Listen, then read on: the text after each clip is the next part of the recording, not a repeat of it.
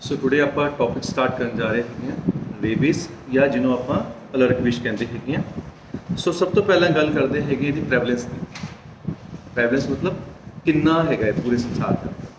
ਸੋ 1.37 billion population ਵਿੱਚੋਂ 1.7 billion population ਜਿਹੜੀ ਹੈਗੀ ਹੈ, ਮਿਲੀਅਨ ਪਾਪੂਲੇਸ਼ਨ ਆਲਮੋਸਟ ਹਰ ਸਾਲ ਜਿਹੜੀ ਹੈਗੀ ਹੈ ਰੇਬੀਜ਼ ਦਾ ਸ਼ਿਕਾਰ ਹੁੰਦੀ ਹੈ।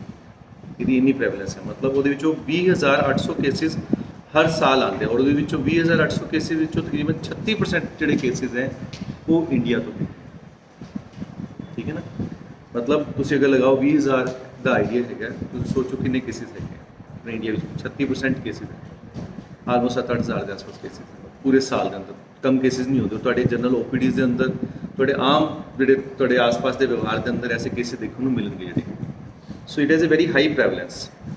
ਹੁਣ ਗੱਲ ਆਉਂਦੀ ਕਿ ਕਿਹੜੇ ਜਾਨਵਰ ਲਾਸਾ ਵਾਇਰਸ ਹੁੰਦਾ ਇਹਦੇ ਵਿੱਚ, ਜਿਹੜਾ ਖਾਸ ਕਰ ਅੱਗੇ ਫੈਲਾਉਣ ਦਾ ਕਾਰਨ ਹੁੰਦਾ ਹੈ। ਠੀਕ ਹੈ, ਹੁਣ ਇਹ ਕਿਹੜੇ ਐਨੀਮਲਸ ਹੈ ਜਿਨ੍ਹਾਂ ਦੇ ਅੰਦਰ ਇਹ ਹੁੰਦਾ ਹੈਗਾ, ਜਿਨ੍ਹਾਂ ਤੋਂ ਹੋ ਸਕਦਾ। ਠੀਕ ਹੈ ਨਾ, ਸਭ ਤੋਂ ਪਹਿਲਾਂ ਆਉਂਦੇ ਮੈਮਲਸ, ਔਰ ਮੈਮਲਸ ਵਿੱਚ ਸਭ ਤੋਂ ਪਹਿਲਾਂ ਕਿਹੜਾ ਹੈਗਾ, ਸਭ ਤੋਂ ਫੇਮਸ ਹੈ ਬੈਟ ਰੇਬੀਜ਼। ਠੀਕ ਹੈ, bats they are most prominent. ਇਹਨਾਂ ਦੀ ਰੇਬੀਜ਼ ਬਹੁਤ ਗੰਦੀ ਹੁੰਦੀ ਹੈ। Bats, then foxes, then cats, jackal, wolves, cattle, shrunks, raccoons, ਇਹ ਸਾਰੇ ਆਉਂਦੇ ਹੈਗੇ ਆ ਮੈਮਲਸ ਦੇ ਅੰਦਰ। ਠੀਕ ਹੈ, ਐਸੇ ਕਿਹੜੇ ਹੈਗੇ ਮਤਲਬ ਅੱਛਾ, ਖਾਸ ਕਰ ਮੌਂਕੀ ਔਰ ਰੈਟ ਬਾਈਟ ਇਹ ਸੈਕੰਡਰੀਜ਼ ਹੋ ਸਕਦੀ ਹੈ। ਮੌਂਕੀ ਨੂੰ ਕਿਸ ਨੇ ਕੱਟਿਆ ਹੋਇਆ ਜਾਂ ਰੈਟਸ ਨੂੰ ਕਿਸ ਨੇ ਕੱਟਿਆ ਹੋਇਆ, ਫਿਰ ਉਹ ਅੱਗੇ ਤੁਹਾਨੂੰ ਫੈਲਾ ਦੇ ਅਲੱਗ ਹੈ। ਕਿਸੇ ਐਨੀਮਲ ਨੂੰ ਅੱਗੇ ਕਿਸ ਨੂੰ ਕੱਟਿਆ ਤਾਂ ਉਸ ਤੋਂ ਮਤਲਬ ਮੌਂਕੀਜ਼ ਔਰ ਰੈਟਸ ਤੋਂ ਰੇਅਰਲੀ ਹੁੰਦੀ ਹੈ। बट किसी रेबिड एनिमल ने किसी अगे एनिमल को कटे और उससे सलाइवा तो सिक्रीशंस आ रहे हैं, दैन इट कैन स्प्रेड। ऐसे किहड़े एनिमल जिन्हां तो नहीं होंदे, बर्ड्स हैगे हैं, फिशिज हैगे हैं, एम्फीबियंस हैगे, रेप्टाइल्स हैगे हैं, इन्हां तो नहीं फैलते। ठीक है, सो ये वो एनिमल्स हैगे क्योंकि आपां कोल कई बार केस आ जाता है। हुण मान लो कोई केस आ गया, सपोज फॉक्स का कट्टिया आ गया, किसी भेड़िए का कट्टिया आ गया, किसी कुत्ते का कट्टिया आ गया, कैटल्स का कट्टिया आ गया। ठीक है, ਹੁਣ ਉਸਦੇ ਕੇਸਿਸ ਵਿੱਚ ਕਈ ਪੇਸ਼ੈਂਟ ਆਉਂਦੇ ਤੁਹਾਡੇ ਕੋਲ ਕਾਊਜ਼ ਜਾਂ ਕੈਟਲਸ, ਮਤਲਬ ਜੋ ਵੀ ਹੈਗੇ ਇਹਨਾਂ ਦੇ ਨਾਲ ਕੱਟਿਆ ਹੋਇਆ ਪੇਸ਼ੈਂਟ ਬਾਹਰ ਆਮ ਤੌਰ ਤੇ ਘੁੰਮ ਰਹੇ, ਕੱਟਿਆ ਹੋਇਆ ਕੇਸ ਆ ਗਿਆ ਕਿ ਤੁਸੀਂ ਲਗਾਉਣਾ ਹੈ ਜਾਂ ਨਹੀਂ ਲਗਾਉਣਾ ਰੇਬੀਜ਼ ਵੈਕਸੀਨ। ਉੱਥੇ ਤੁਹਾਨੂੰ ਦੇਖਣਾ ਪਏਗਾ ਕਿ ਕਿਹੜੇ ਐਨੀਮਲ ਨੇ ਬਾਈਟ ਕੀਤਾ ਹੈਗਾ ਜਾਂ ਕਿਹੜੇ ਐਨੀਮਲ ਨੇ ਬਾਈਟ ਨਹੀਂ ਕੀਤਾ ਹੈਗਾ। ਠੀਕ ਹੈ, ਬਟ ਪੋਸੀਬਲ ਇਹਦਾ ਰੀਜ਼ਨ ਕੀ ਹੈ, ਕਿਉਂਕਿ ਆਪਾਂ ਦੋ ਤਰੀਕੇ ਨਾਲ, ਇੱਕ ਤਾਂ ਪ੍ਰੀਵੈਂਸ਼ਨ ਦੇਣੀ ਹੈ, ਇੱਕ ਟ੍ਰੀਟਮੈਂਟ ਦੇਣਾ ਹੈ। ਸਾਨੂੰ ਇਮਿਊਨੋਗਲੋਬਿਨ ਵੀ ਦੇਣਾ ਹੈ, ਸਾਨੂੰ ਸਿਰਮ ਵੀ ਦੇਣੀ ਹੈ। ਇਸ ਲਈ ਸਾਡੇ ਵਾਸਤੇ ਜਿੱਥੇ ਆਪਾਂ ਪ੍ਰੀਵੈਂਸ਼ਨ ਦੇਣੀ ਹੈ ਉੱਥੇ ਕੋਈ ਦਿੱਕਤ ਨਹੀਂ ਹੈ। ਚਾਹੇ ਕਿਸੇ ਨੇ ਵੀ ਕੱਟਿਆ, ਆਪਾਂ ਪ੍ਰੀਵੈਂਟਿਵ ਤੌਰ ਤੇ ਲਗਾਉਣਾ ਹੀ ਲਗਾਉਣਾ, ਕਿਉਂਕਿ ਸੈਕੰਡਰੀ ਹੋ ਸਕਦਾ ਉਸਨੂੰ ਕਿਸੇ ਹੋਰ ਨੇ ਵੀ ਕੱਟਿਆ ਹੋਇਆ। ਲੇਕਿਨ ਜਿੱਥੇ ਆਪਾਂ ਕਨਫਰਮ ਕੇਸਿਸ ਹੈਗੇ, ਆਪਾਂ ਰੇਬੀਜ਼ ਇਮਿਊਨੋਗਲੋਬਿਨ ਦਾ ਯੂਜ਼ ਕਰਨਾ, ਸਿਰਮ ਦਾ ਯੂਜ਼ ਕਰਨਾ ਹੈ। ਸੋ ਉੱਥੇ ਸਾਡੇ ਵਾਸਤੇ ਡਿਸੀਜਨ ਲੈਣਾ ਜ਼ਰੂਰੀ ਹੈ ਕਿ ਕਿਹੜੇ ਐਨੀਮਲ ਨੇ, ਉਸ ਹਿਸਟਰੀ ਕਿਹੜੀ ਹੈ ਕਿ ਕਿਸ ਐਨੀਮਲ ਨੇ ਕੱਟਿਆ, ਕਿਸ ਐਨੀਮਲ ਨੇ ਨਹੀਂ ਕੱਟਿਆ ਹੈ। So it's very important. So ਇੱਥੇ ਹੁਣ ਕੀ ਕੁਐਸਚਨ ਰਾਈਜ਼ ਹੁੰਦਾ ਹੈ ਕਿ ਬੜੇ ਲੋਕ ਤੁਹਾਡੇ ਕੋਲ ਆਣਗੇ, ਸਰ ਸਾਡਾ ਜਿਹੜਾ ਡੋਗੀ ਹੈ ਉਹ ਤਾਂ ਵੈਕਸੀਨੇਟਿਡ ਹੈ। ਠੀਕ ਹੈ, ਬਹੁਤ ਲੋਕ ਤੁਹਾਡੇ ਕੋਲ ਕੁਐਸਚਨ ਕਰਦੇ ਜੀ ਕੁੱਤੇ ਨੂੰ ਤਾਂ ਆਪਾਂ ਵੈਕਸੀਨੇਟ ਕਰਾ ਰੱਖਿਆ ਜੀ ਰੇਬੀਜ਼ ਦੇ ਪ੍ਰਤੀ, ਕਿਆ ਹੁਣ ਸਾਡੀ ਨੀਡ ਹੈ ਵੈਕਸੀਨੇਸ਼ਨ ਜਾਂ ਨਹੀਂ ਹੈ? ਯੂ ਟੈਲ, ਤੁਸੀਂ ਦੱਸੋ। ਐਨੀ ਵਨ ਆਫ ਯੂ है? बिल्कुल है। देखो कोई भी इम्यूनाइजेशन अपने आप में फुल प्रूफ नहीं। ठीक है, दूजा आप जानते हैं क्योंकि ਜਿਹੜਾ ਇਹ ਆना है ਕੰਟੈਕਟ, ਜਿਹੜਾ ਇਨਫੈਕਟਿਡ ਐਨੀਮਲ ਹੈ ਉਹਦੀ ਸਲਾਈਵਾ ਤੋਂ ਆਣਾ ਹੈ। ਠੀਕ ਹੈ, saliva, mucus ਮੈਮਬ੍ਰੇਨਸ, ਵੂੰਡ, eyes, Ann's, ਜੈਨੀਟਲਸ, mouth, ਸਭ ਜਗ੍ਹਾ ਤੇ ਉਹਦੇ ਇਹ ਕੀਟਾਣੂ ਮੌਜੂਦ ਹੈ। ਠੀਕ ਹੈ ਨਾ, ਕਿਸੇ ਵੀ ਜਗ੍ਹਾ ਤੋਂ ਇੰਟਰੂਡ ਕਰ ਸਕਦਾ ਹੈ। ਔਰ ਸਭ ਤੋਂ ਵੱਡੀ ਇਸ ਦੀ ਪ੍ਰੋਬਲਮ ਕੀ ਹੈਗੀ ਹੈ ਕਿ ਇਹ ਜਿਹੜਾ ਵਾਇਰਸ ਹੈਗਾ ਇਹ ਵੂੰਡ ਵਿੱਚ ਕਈ ਸਾਲ ਤੱਕ ਪਿਆ ਰਹਿੰਦਾ ਹੈ। ਡੋਰਮੈਂਟ ਵੀ ਪਿਆ ਰਹਿ ਸਕਦਾ ਹੈ, ਕਦੀ ਵੀ ਐਕਟੀਵੇਟ ਹੋ ਸਕਦਾ ਹੈ। ਇਸ ਲਈ ਇਸ ਵਿੱਚ ਵੂੰਡ ਟੋਲਰੇਟਿੰਗ ਦਾ ਵੀ, ਮਤਲਬ ਵੂੰਡ ਸਾਫ਼ ਕਰਨ ਦਾ ਵੀ ਬਹੁਤ ਵੱਡਾ ਰੋਲ ਹੈ ਇਸ ਖਾਸ ਕਰ ਬਾਈਟ ਕਰਨ ਦਾ ਜਿਹੜਾ। ਸੋ ਈਵਨ ਜਿਹੜੇ ਸਕ੍ਰੈਚਿਸ ਹੈਗੇ, ਅਗਰ ਮੰਨ ਲਓ ਕੁਝ ਛੋਟਾ ਮੋਟਾ ਸਕ੍ਰੈਚ ਹੋ ਗਿਆ, ਕੱਟ ਹੋ ਗਿਆ ਸਕਿਨ ਤੋਂ, ਉਸ ਰੇਬਿਡ ਐਨੀਮਲ ਨੇ ਜस्ट ਇੱਕ ਲਿਕ ਹੀ ਕਰ ਦਿੱਤਾ, ਉਸਨੂੰ ਚੁੰਮੀ ਲਿਆ, ਤਾਂ ਵੀ ਰੇਬੀਜ਼ ਹੋ ਸਕਦਾ ਹੈ। ਇਸ ਲਈ ਅਗਰ ਆਪਾਂ ਕਹੀਏ ਕਿ ਅਗਰ ਐਨੀਮਲ ਨੂੰ ਆਪਾਂ ਦੇ ਦਿੱਤੀ, ਡੋਜ਼ ਦੇ ਦਿੱਤੀ ਹੈਗੀ ਹੈ, ਤੇ ਹੋਏਗਾ ਜਾਂ ਨਹੀਂ ਹੋਏਗਾ, देयर इज पॉसिबिलिटी। और अगर पॉसिबिलिटी है दैन आवर ट्रीटमेंट स्टार्ट्स। सो अगर जिथे कन्फर्मेशन हैगी उत्थे सानू जरूरत नहीं हैगी है, लेकिन जिथे साडी कन्फर्मेशन नहीं हैगी है then there is always date back. Dog का वैक्सीनेशन कद होता है? पहले 3 तो 6 महीने के अंदर होता है, फिर उसको बूस्टर डोज दी जाती है हर साल जी हैगी। ठीक है, बट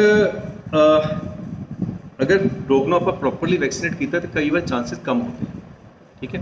ਇਸ ਲਈ ਆਪਾਂ ਇਸ ਨੂੰ ਇਗਨੋਰ ਵੀ ਨਹੀਂ ਕਰ ਸਕਦੇ। ਇਸ ਲਈ ਕਈ ਵਾਰ ਕੀ ਹੁੰਦਾ ਕਿ ਪੇਸ਼ੈਂਟ ਸਾਡੇ ਕੋਲ ਬਹੁਤ ਲੇਟ ਆ ਰਿਹਾ, ਹਾਲਾਂਕਿ ਇਸ ਦੇ ਬਾਰੇ ਮੈਂ ਲੇਟ ਬਾਰੇ ਵੀ ਦੱਸਾਂਗਾ ਕਿ ਸਾਨੂੰ ਵੂੰਡ ਕਲੋਟਿੰਗ ਤਾਂ ਤਦ ਵੀ ਕਰਨੀ ਹੈ ਕਿ ਲੇਟ ਵੀ ਆ ਜਾਂਦਾ ਪੇਸ਼ੈਂਟ, ਕਿਉਂਕਿ ਮੈਂ ਦੱਸਿਆ ਨਾ ਵੂੰਡ ਵਿੱਚ ਵੀ ਵਾਇਰਸ ਹੈ, ਆਪਾਂ ਨੂੰ ਉਸ ਨੂੰ ਸਾਫ਼ ਕਰਨਾ ਹੈਗਾ। ਪੇਸ਼ੈਂਟ ਆਪਣੇ ਲੈਵਲ ਤੇ ਹੋ ਸਕਦਾ ਪਾਣੀ ਨਾਲ ਧੋ ਕੇ ਆਏ, ਜਿਸ ਤਰ੍ਹਾਂ ਮਰਜ਼ੀ ਕਰਕੇ ਆਏ, ਉਸ ਸਮੇਂ ਆਪਾਂ ਨੂੰ ਟੋਇਲੇਟਿੰਗ ਕਰਨੀ ਹੈਗੀ ਆ। ਹੁਣ ਕੁਐਸਚਨ ਆਉਂਦਾ ਕਿਆ ਹਿਊਮਨਸ ਦੇ ਥਰੂ ਹਿਊਮਨਸ ਨੂੰ ਹੋ ਸਕਦਾ ਹੈ? ਦੱਸੋ ਕਿਸ ਤਰ੍ਹਾਂ ਹੋਏਗਾ? ਕੱਟੇਗਾ ਉਹ ਵੀ ਡੋਗੀ ਦੀ ਤਰ੍ਹਾਂ, ਰੇਬਿਡ ਹੋ ਜਾਏਗਾ, ਭੌਂਕੇਗਾ, ਕੱਟੇਗਾ, ਇਸ ਤਰ੍ਹਾਂ ਹੋਏਗਾ? ਅਰੇ human organ transplantation it is a way ਜਿੱਥੋਂ ਜਾ ਸਕਦਾ। ਇਸ ਤਰ੍ਹਾਂ ਅਗਰ ਪ੍ਰੈਗਨੈਂਸੀ ਦੀ ਗੱਲ ਕਰੀਏ ਤਾਂ ਇਨਫੈਂਟ ਨੂੰ ਪਾਸ ਔਨ ਹੋ ਸਕਦਾ ਹੈਗਾ, ਠੀਕ ਹੈ ਨਾ। ਉਹ ਗੱਲ ਅਲੱਗ ਹੈਗੀ ਹੈ ਜਿਹੜਾ ਆਪਾਂ ਗੱਲ ਕरें ਰੇਬਿਡ ਅਗਰ ਪੇਸ਼ੈਂਟ ਹੋ ਜਾਂਦਾ ਹੈਗਾ ਔਰ ਨੈਚੁਰਲੀ ਸਲਾਈਵਾ ਵਿੱਚ ਮੌਜੂਦ ਹੈਗਾ, ਅਗਰ ਉਹ ਕਿਸੇ ਨੂੰ ਵੀ ਕਰਦਾ, ਕੋਈ ਐਨੀਮਲ ਈਵਨ ਹਿਊਮਨ ਵੀ ਹੋ ਜਾਂਦਾ, ਉਹਦੀ ਸਲਾਈਵਾ ਵਿੱਚ ਮੌਜੂਦ ਹੈ ਤਾਂ ਉਹ ਸਲਾਈਵਾ ਦੇ ਨਾਲ ਅੱਗੇ ਕੰਟੈਮੀਨੇਸ਼ਨ ਨੂੰ ਕਰ ਸਕਦਾ ਹੈ। ਸੋ ਮੋਰਟੈਲਿਟੀ ਦੀ ਗੱਲ ਕਰੀਏ, ਸਭ ਤੋਂ ਜ਼ਿਆਦਾ ਡੇਂਜਰਸ ਮੋਰਟੈਲਿਟੀ ਹੈ ਅਗਰ ਹੈਡ ਐਂਡ ਨੈਕ ਤੇ ਬਾਈਟ ਹੁੰਦੀ ਹੈ। ਅਗਰ ਹੈਡ ਐਂਡ ਨੈਕ ਤੇ ਬਾਈਟ ਹੈ ਦੈਨ ਥੀਸ ਆਰ ਡੇਂਜਰਸ। ਅਗਰ ਹੈਂਡਸ ਤੇ ਫੀਟਸ ਆ ਥੀਸ ਆਰ ਲੈਸ ਡੇਂਜਰਸ ਜਿਹੜੀ ਹੈਗੀ। ਫਿਰ ਗੱਲ ਕਰਦੇ ਹਾਂ incubation period. So it is a very large period, 10 days to 2 years almost.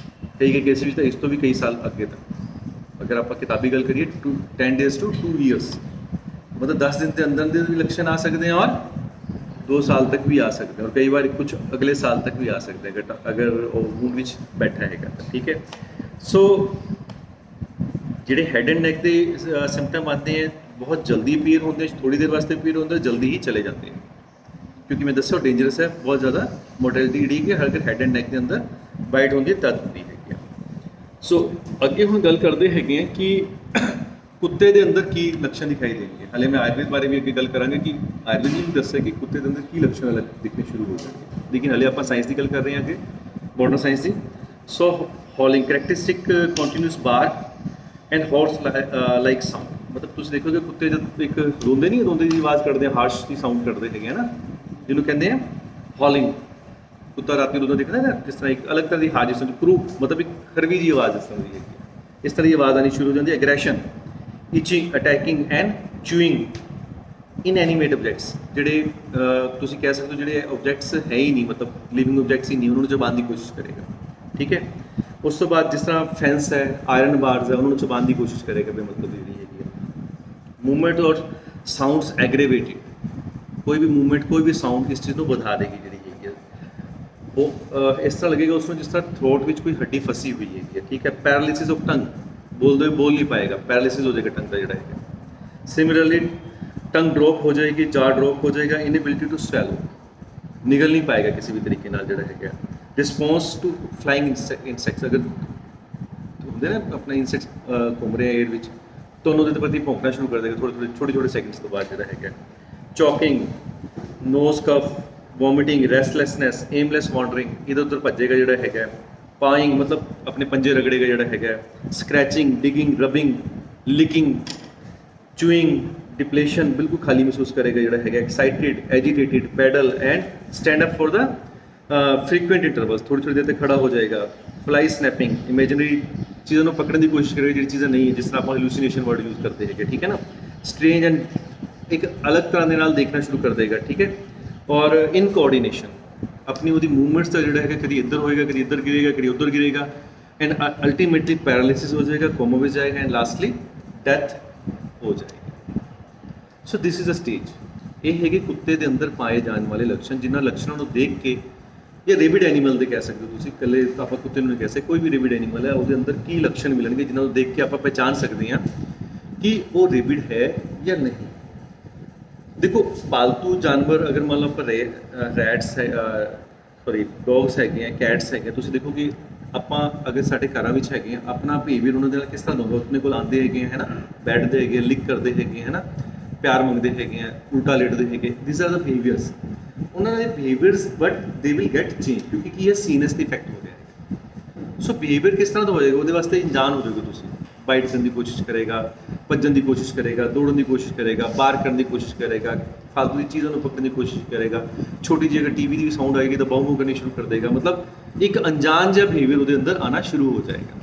ਉਸ ਨੂੰ ਜਿਹੜਾ ਪਾਲਣ ਵਾਲਾ ਹੈ ਉਸ ਨੂੰ ਬੜੀ ਜਲਦੀ ਪਤਾ ਚੱਲ ਜਾਂਦਾ ਕਿ ਇਹਦੇ ਬਿਹੇਵੀਅਰ ਵਿੱਚ ਫਰਕ ਆ ਰਿਹਾ, ਚੇਂਜਿਸ ਆ ਗਿਆ ਜਿਹੜਾ ਹੈਗਾ। ਸੋ ਉਸ ਤੋਂ ਪਤਾ ਚੱਲ ਜਾਂਦਾ ਹੈ ਕਿ ਇਹਦਾ ਬਿਹੇਵੀਅਰ ਚੇਂਜ ਕਰ ਰਿਹਾ, ਕਿਉਂਕਿ ਸਾਡਾ ਜਿਹੜਾ ਟ੍ਰੀਟਮੈਂਟ ਪਾਰਟ ਹੈ ਉਹ ਵੀ ਇਸ ਤਰ੍ਹਾਂ ਜੁੜਿਆ ਹੋਇਆ, ਕਿਉਂਕਿ ਜਦ ਆਪਣੇ ਕੋਲ ਕੋਈ ਕੁੱਤੇ ਕੱਟੇ ਵਾਲਾ ਕੇਸ ਆਉਂਦਾ ਹੈਗਾ ਤਾਂ ਆਪਾਂ ਉਹਨੂੰ ਪੁੱਛਦੇ ਹੈਗੇ ਕਿ ਪਾਲਤੂ ਹੈ ਜਾਂ ਨਹੀਂ ਹੈ। ਠੀਕ ਹੈ, ਕਿਉਂ ਪੁੱਛਦੇ ਹਾਂ? ਕਿਉਂਕਿ ਸਾਡਾ ਵੈਕਸੀਨੇਸ਼ਨ ਜਿਹੜਾ ਸ਼ਡਿਊਲ ਹੈਗਾ ਉਹਦੇ ਨਾਲ ਜੁੜਿਆ ਹੋਇਆ ਹੈ। ਜੇ ਪਾਲਤੂ ਕੁੱਤਾ ਹੈਗਾ ਤਾਂ ਸਾਡਾ ਫਾਲਤੂ ਸ਼ਡਿਊਲ ਉਹਦੇ ਨਾਲ ਜੁੜਿਆ ਕਿ ਆਪਾਂ ਪਹਿਲੇ ਵੇਟ ਕਰਾਂਗੇ ਕੁੱਤਾ ਮਰ ਤਾਂ ਨਹੀਂ ਰਿਹਾ। ਜੇ ਮਰ ਗਿਆ ਤਾਂ ਸਾਡਾ ਪ੍ਰੋਪਰ ਵੈਕਸੀਨੇਸ਼ਨ ਇਵਨ ਸਿਰਮ ਵੀ ਜਾਏਗੀ, ਇਮਿਊਨੋਗਲੋਬਿਨ ਵੀ ਜਾਣਗੇ। ਲੇਕਿਨ ਅਗਰ ਉਹ ਕੁੱਤਾ ਨਹੀਂ ਮਰਿਆ ਤਾਂ ਆਪਾਂ ਉਹਨੂੰ 3 ਵੈਕਸੀਨੇਸ਼ਨ ਦੇ ਕੇ ਛੱਡ ਸਕਦੇ ਹੈਗੇ ਕਿ ਠੀਕ ਹੈ ਕੁਝ ਨਹੀਂ ਹੋਏਗਾ, ਛੱਡੋ, ਕੋਈ ਦਿੱਕਤ ਨਹੀਂ ਹੈ। ਸੋ ਆਪਾਂ ਨੂੰ ਇਹ ਚੀਜ਼ ਪੁੱਛਣੀ ਪੈਂਦੀ ਹੈ। ਉਸ ਤੋਂ ਪਹਿਲਾਂ ਅਗਰ ਸਾਡੇ ਕੋਲ ਆਉਂਦਾ ਤਾਂ ਆਪਾਂ ਉਸ ਤੋਂ ਇਹ ਵੀ ਪੁੱਛਦੇ ਹਾਂ ਕਿ ਕਿਆ ਜਿਹੜਾ ਪੈਟ ਹੈਗਾ ਉਹਦੇ ਬਿਹੇਵੀਅਰ ਵਿੱਚ ਕਿਸੇ ਤਰ੍ਹਾਂ ਦਾ ਕੋਈ ਚੇਂਜ ਹੈ ਜਾਂ ਨਹੀਂ। So this is the important part.